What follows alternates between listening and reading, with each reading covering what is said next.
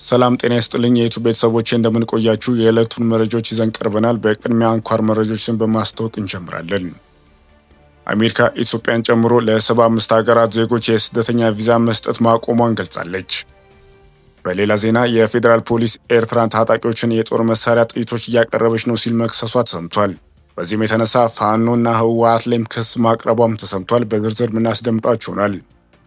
የአሜሪካው ፕሬዝዳንት ዶናልድ ትራምፕ ኢራን ጨምሮ ተቃዋሚዎችን የመግደል እቅድ የላትም ቢሉም ቴህራን በመንግስት ተቃዋሚ ሰልፈኞች ላይ የወሰደችው እርምጃ ተከትሎ አሜሪካ ለመውሰድ የዛተችውን እርምጃ ስለመቅረቱ ግን አልገለጸችም።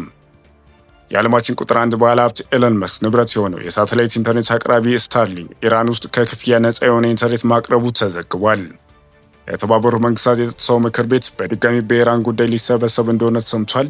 እነዚህና በርካታ መረጃዎች ይዘንላችሁ ቀርበናል። ለዚህ ቻናል አዲስ ከሆናችሁ ላይክ፣ ሼር፣ ሰብስክራይብ በማድረግ ቤተሰብ እንድትሆኑ በአክብሮት ጋብዛለሁ። ወደ ያዝነው መረጃ ስናልፍ የኢትዮጵያ ፌዴራል ፖሊስ ኤርትራ ለታጣቂዎች የጦር መሳሪያ ጥይቶች እያቀረበች ነው ሲል ከሰሰ። ኢትዮጵያ የጎረቤት ሀገር ኤርትራ መንግስት በአማራ ክልል ለሚንቀሳቀሰው የፋኖ ታጣቂዎች የተለያዩ አይነት የጦር መሳሪያ ጥይቶች እየሰጠ ነው ስትል ከሳለች።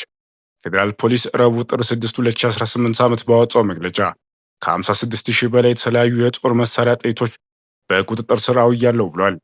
ፌዴራል ፖሊስ እነዚህ የጦር መሳሪያዎች የኤርትራ መንግስት ከኢትዮጵያ የውስጥ ባንዶችና ታሪካዊ ጠላቶች ጋር በማበር በትግራይ ህወሓት በኩል የተላኩ ናቸው ሲል ከሷል። ተያዙ የተባሉት ከ56,000 በላይ የተለያዩ የጦር መሳሪያ ጥይቶች ሲሆኑ ሲያጓጉዟቸው የነበሩ ሁለት ተጠርጣሪዎች ጋር በወልዲያ የፍተሻ ጣቢያ ላይ በቁጥጥር ስር መዋላቸውን አመላክቷል።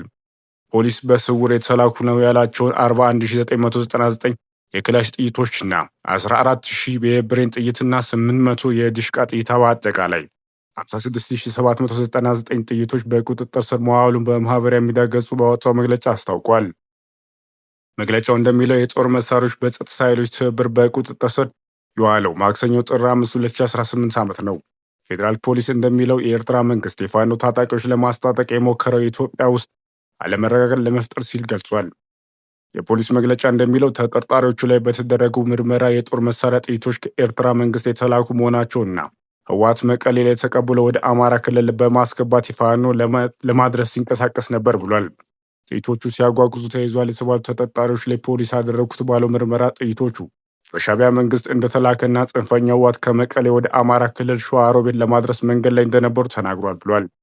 ህወሓት በበኩሉ በኤርትራ መንግስት ተልኳል የተባሉት የጦር መሳሪያ ጽንፈኛው ህወሓት ከትግራይ ወደ አማራ ክልል ለማስገባት ተንቀሳቅሷል የሚለው የቀረበውን ክስ ውድቅ አድርጎታል። የህወሓት ቃል አቀባይ ሚካኤል አስገዶም ጭብጥ የሌለው ውሸት ነው ሲሉ አጣጥለዋል።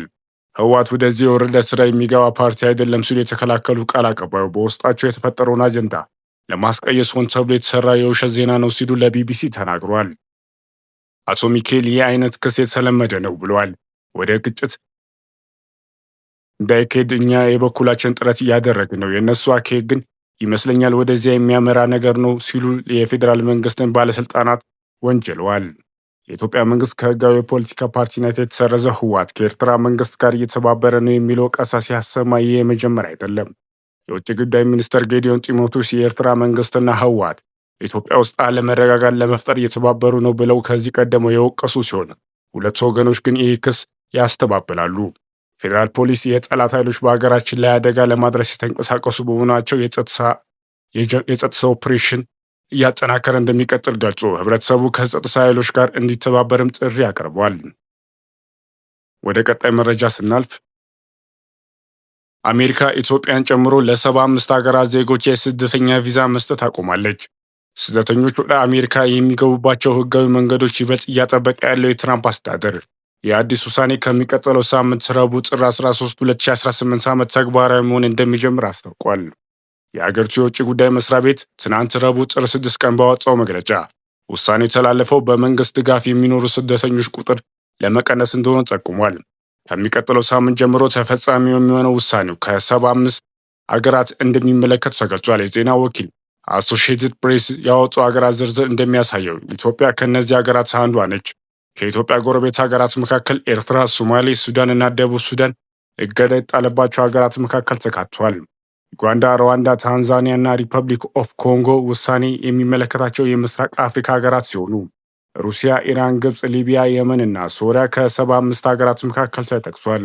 በአዲሱ ውሳኔ መሰረት ከእነዚህ ሀገራት የሚመጡ ሰዎች የሚቀርቡት ስደተኛ ቪዛ ተቀባይነት ሳይኖረውም ይህ እገዳ የተላለፈው በጊዜያዊነት እንደሆነ ቢጠቆሙም ለምን ያህል ጊዜ እንደሚቆይ አልተገለጸም። ስደተኞችን በተመለከተ ጉዳዮች ላይ ጠንካራ ውሳኔ እያስተላለፈ ያለው የፕሬዝዳንት ዶናልድ ትራምፕ አስተዳደር ባለፈው ታህሳስ ወር ላይ በሀገሪቱ ለሚገኙ ኢትዮጵያን ተሰጥቶ የነበረውን ጊዜያዊ የሕግ ከለላ ማንሳቱ ይታወሳል። የጥገኝነት መብት የሌላቸው ኢትዮጵያ ከአሜሪካ እንዳይባረሩ እንዲሁም የመስራት ፈቃድ እንዲያገኙ አስችሎ የነበረው ይህ አሰራር የዘረጋው ከ3 ዓመት በፊት ነበር። የዚህ ሕጋዊ ከለላ ቆይታ እንዲያበቃ መደረጉ ተከትሎ የዚህ ስርዓት ተጠቃሚ የነበሩት ኢትዮጵያና በ60 ቀናት ውስጥ ሀገሪቱን ለቀው እንዲወጡ ታዟል። በተጨማሪም ፕሬዚዳንት ትራምፕ ለብሔራዊ ደህንነት ስጋት ናቸው ተብሎ በተፈረጁ እንደ ሩሲያ፣ ኢራን፣ አፍጋኒስታን እንዲሁም በርካታ የአፍሪካ ሀገራት ስደተኞች ላይ የተለያዩ ገደቦች ሲጥል መቆየቱ ይታወሳል። ወደ ውጭ መረጃ ስናልፍ የኢራን ጥቃት ያሰጋት ኳታር የቀድሞ ጥንቃቄ እርምጃ መውሰዷን አረጋግጣለች። ኳታር በግዛቷ ባለው የአሜሪካ የአየር ኃይል ሰፈር ለሚገኙ ዜጎች ደህንነት ስትል አንዳንዶቹን ወደ ሌሎች ቦታ ማዟሯን ጨምሮ የቀድሞ ጥንቃቄ እርምጃ መውሰዷን አረጋግጣለች።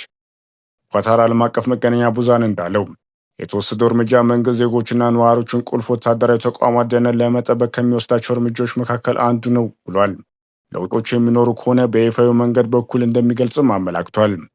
ከዚህ የኳታር ውሳኔ ከሰዓታት ቀደም ብሎ ኳታር ውስጥ በሚገኘው የአየር ኃይል ሰፈር ውስጥ የሚገኘው የአሜሪካ ወታደሮች ለቀው እንዲወጡ እንደተነገራቸው ሮይተርስ ዘግቦ ነበር።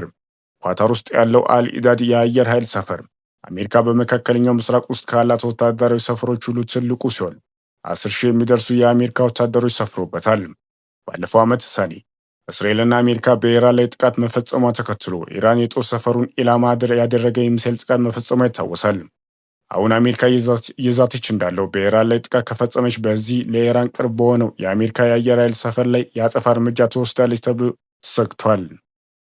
ይህ በእንዲህ እንዳለ የአሜሪካው ፕሬዚዳንት ዶናልድ ትራምፕ ኢራን ተጨማሪ ተቃዋሚዎችን የመግደል እቅድ የላትም ቢሉም ቴህራን በመንግስት ተቃዋሚ ሰልፎች ላይ የወሰደችው እርምጃ ተከትሎ አሜሪካ ለመውሰድ የዛተችውን እርምጃ ስለመቅረቱ ግን አልገለጹም።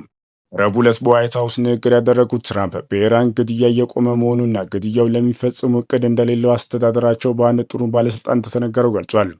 ትራምፕ ጋዜጠኞች ለተነሳላቸው ጥያቄ መልስ ሲሰጡ ይህ መረጃ የሰጣቸው በሌላ ወገን ያለ በጣም ጠቃሚ ምንጭ እንደሆነ ተናግረው ይህ መረጃ እውነት ይሁን ብለው ተስፋ እንደሚያደርጉ አክለዋል። ታህሳስ ላይ የጀመረው የኢራን ተቃውሞ የተቀሰቀሰው የአገሪቱ ገንዘብ አቅም በከፍተኛ ደረጃ መውደቁ ተከትሎ ነበር። ይሁን እንጂ በተለያዩ ግዛቶች በፍጥነት የተስፋፋው ተቃውሞ የኢራን የሃይማኖት አገዛዝ ላይ የቅቡልነት ቀውስ ፈጥሯል። ወደ ቀጣይ መረጃ ስናልፍ የዓለማችን ቁጥር 1 ሀብታሙ ኤለን መስክ ንብረት የሆነው የሳተላይት ኢንተርኔት አቅራቢ ስታርሊንክ ኢራን ውስጥ ከክፍያ ነፃ የሆነ የኢንተርኔት አገልግሎት አቅርቧል። የኢራን መንግስት በሀገሪቱ ውስጥ ያለው የኢንተርኔት አቅርቦት በማቋረጡ ምክንያት በሳተላይት የሚሰራው ለስታርሊንክ ወርሃዊ ክፍያ እየፈጸሙ ይጠቀሙ የነበሩ ኢራናውያን አገልግሎቱን በነፃ እንዲያገኙ ፈቅዷል። ምንም እንኳን ስታርሊንክ በኢራን ውስጥ ህገወጥ ቢሆንም በ10 ሺዎች የሚቆጠሩ ኢራናውያን በድብቅ አገልግሎት ይጠቀማሉ። የኢራን መንግስት ከሚሰጠው የኢንተርኔት አገልግሎት ውጭ ቁጥጥር የሚያደርግበት ስታርሊንክ ሲጠቀሙ የሚገኙ ሰዎች እስከ 2 ዓመት የሚደርስ የእስር ቅጣት ይጠብቃቸዋል። 3 ሳምንታት የሞላው ተቃውሞ ተከትሎ ባለፈው ሳምንት ሐሙስ በመላው ኢራን ኢንተርኔት የተዘጋ ሲሆን ባለስልጣናትም ዜጎች ኢንተርኔት እንዳይጠቀሙ ለማገድ የስታርሊንክ መገናኛ የሳተላይት ሳህኖች እያሰሱ ይገኛሉ። ኢራን ውስጥ የኢንተርኔት በመቋረጡ ምክንያት በሚሊዮኖች የሚቆጠሩ ሰዎች ግንኙነት ከመስተጓጎሉ በላይ መንግስት በተቃዋሚዎች ላይ እየወሰደው ያለው የሰዎችና የህይወት የቀጠፈ እርምጃ በቀሪው ዓለም እንዳይታወቅ አድርጎታል። ይህ በእንዲህ እንዳለ የተባበሩ መንግስታት የጸጥታው ምክር ቤት በኢራን የተከሰተውን ተቃውሞና የተፈጠረውን ውጥረት ተከትሎ ለሁለተኛ ጊዜ ዛሬ ሐሙስ ስብሰባ ያካሂዳል። በአሜሪካ ጠያቂነት ይካሄዳል በተባለው የምክር ቤቱ ስብሰባ ላይ ከ2,000 በላይ ተቃዋሚዎች ተገሎበታል ስለተባለው የኢራን የተቃውሞ እንቅስቃሴና በሀገሪቱ ስላለው ሁኔታ ውይይት ይደረጋል ተብሏል። 3ኛ ሳምንት እየተጠናቀቀ ያለው የኢራን ህዝባዊ ተቃውሞ አብዛኛው የአገሪቱ ከተሞች ያዳረሰ ሲሆን መንግስት ተቃውሞን ለመቆጣጠር እርምጃ እየወሰደ ይገኛል። እስካሁን 2,500 በላይ ሰዎች መገደላቸው ሲነገር ጥቃት የማይባሉ የመንግስት የጸጥታ ኃይል አባላት መገደላቸውም ተዘግቧል። የተባበሩ መንግስታት የጸጥታው ምክር ቤት ከሳምንት በፊት በኢራን ጉዳይ ላይ አስቸኳይ ስብሰባ በማድረጉ የሚታወስ ሲሆን የአሁኑ ደግሞ በአገሪቱ ስላለው ሁኔታ ማብራሪያ እንደሚቀርብበት ተገልጿል። ረቡዕ ዕለት የመብት ተከራካሪው አምነስቲ ኢንተርናሽናል የመንግስት ድርጅት የጸጥታው ምክር ቤት ኢራን ውስጥ ተጨማሪ ግድያዎች ለማስቆም አስቸኳይ ስብሰባ እንዲጠራ የሚጠይቅ መግለጫ ወጥቷል። አምነስቲ ዓለም አቀፍ የዲፕሎማቲክ ማህበረሰብ የኢራን ባለስልጣናት የህጋዊ ጠበቃ መብቶች ማብቃቱን እንዲያውቅ መደረጉ አለበት ሲሉ ጥሪ አቅርቧል። ድርጅቱ ጨምሮም ኢራን ውስጥ መጠነ ሰፊ ከህግ ውጭ ግድያ መፈጸሙን ከቪዲዮዎችና ከታማኝ የዓይን ምስክሮች እንዳረጋገጠ በሪፖርቱ ገልጿል። ግሪንላንድ፣ ዴንማርክ እና አሜሪካን ያደረጉት ውይይት ያለ ስምምነት መጠናቀቁ ተሰምቷል። የዴንማርክ የውጭ ጉዳይ ሚኒስትር ከአሜሪካ ምክትል ፕሬዚዳንት ጁዲ ቫንስ እና ከውጭ ጉዳይ ሚኒስትር ማርኮ ሩቢዮ ጋር በዋይት ሀውስ ውይይት ተወያይቷል። ውይይቶቹ ግልጽ እና ገንቢ ነው ያሉት የውጭ ጉዳዩ የአሜሪካ ፕሬዚዳንት ዶናልድ ትራምፕ ግሪንላንድን እንጠቀልላለን ማለታቸው ተቀባይነት የለውም ብለዋል። አሜሪካ፣ ዴንማርክ እና ግሪንላንድ ያደረጉት የአንድ ሰዓት የወሰደ ውይይት ያለ ስምምነት ተጠናቋል። ነገር ግን የግሪንላንድ ዕጣ ፈንታ ለመወሰን በከፍተኛ ባለስልጣናት ዘንድ ንግግር ሊኖር እንደሚገባ እንደተስማሙት ተዘግቧል። የአሜሪካ ፕሬዚዳንት በተደጋጋሚ ግሪንላንድን መቆጣጠር ለብሔራዊ ደህንነት ወሳኝ ነው ሲሉ ይሰማል። የትራምፕ አቋም የኔቶ አባል የሆነችው ዴንማርክ ያስቆጣ ነበር። ከመሬቷ ስፋት አንጻር እጅግ ትንሽ ሰው የሚኖርባት ግሪንላንድ በሰሜን አሜሪካና አርክቲክ መካከል መገኘቷ የሚሳኤል ጥቃት ቢመጣ ቀድሞ ለማሳወቅ በአካባቢው የሚንቀሳቀሱ መርከቦች ለመቆጣጠር ወሳኝ ስፍራ ያደርጓታል። አሜሪካ ሰሜን የምዕራብ ግሪንላንድ በሚገኘው ፖቶማክ የጦር ካምፕ ያክል ወታደሮች ያላት ሲሆን ይህ ካምፕ ከሁለተኛው ዓለም ጦርነት ጀምሮ በአሜሪካ ሲመራ ቆይቷል። አሜሪካ ከዴንማርክ ጋር ባላት ስምምነት መሰረት የፈለገችውን ያህል ወታደራዊ ቁጥር ወደ ግሪንላንድ መላክ ትችላለች ተብሏል።